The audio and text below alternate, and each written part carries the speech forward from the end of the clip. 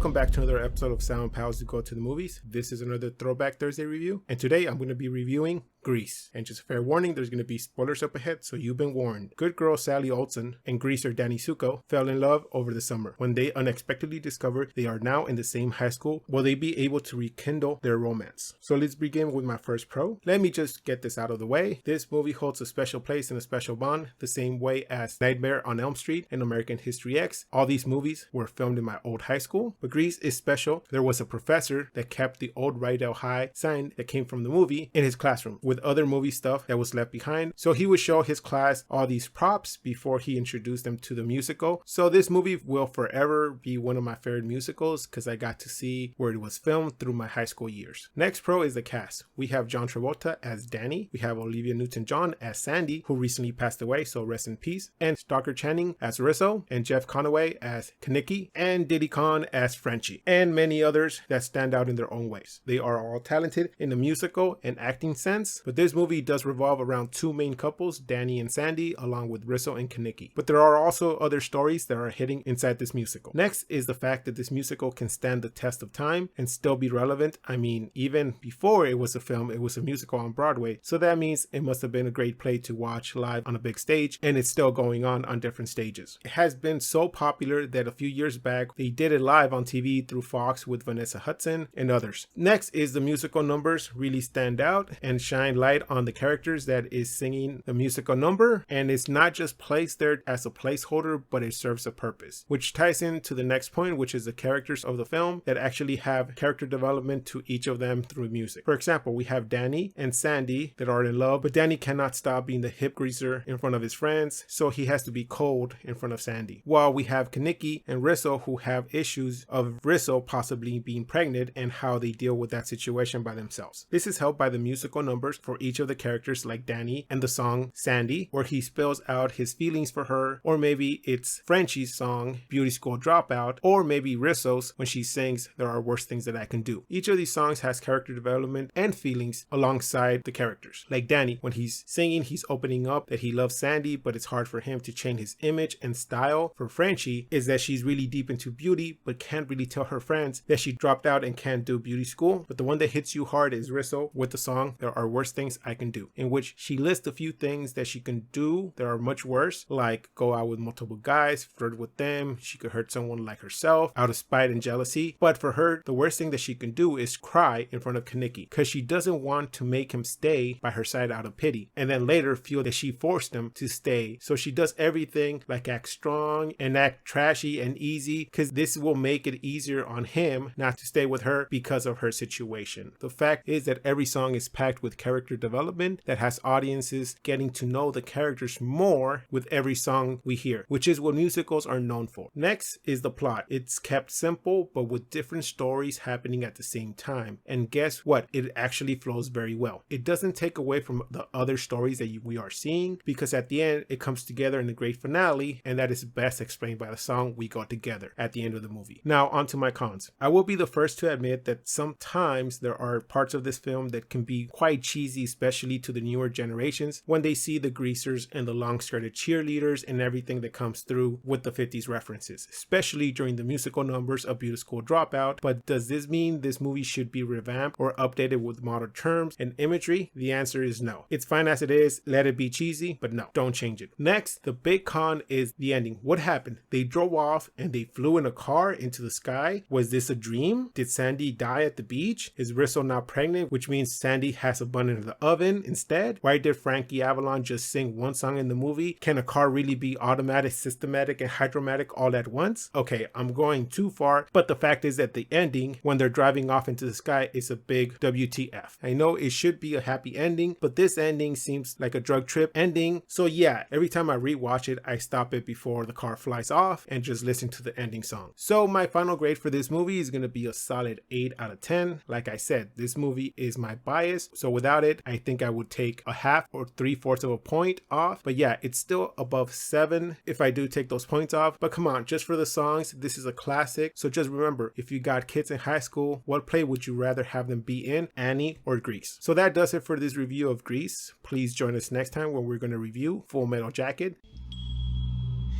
Are those live rounds?